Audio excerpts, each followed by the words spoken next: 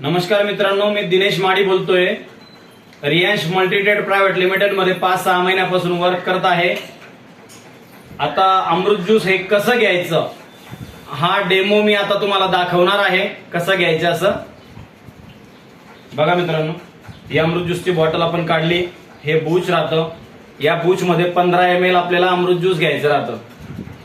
हे बघा, बॉटल हलवून घ्यायची, थोडी हलवायची, जास्त नाही हलवायची. 15 ml ज्यूस घ्यायचं आपण.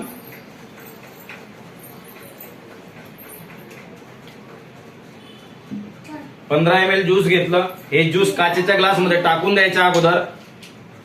आणि याच्यामध्ये हे गरम पाणी आहे. हे गरम पाणी 2 किंवा 3 बूच असं हलवून टाकून द्यायचं.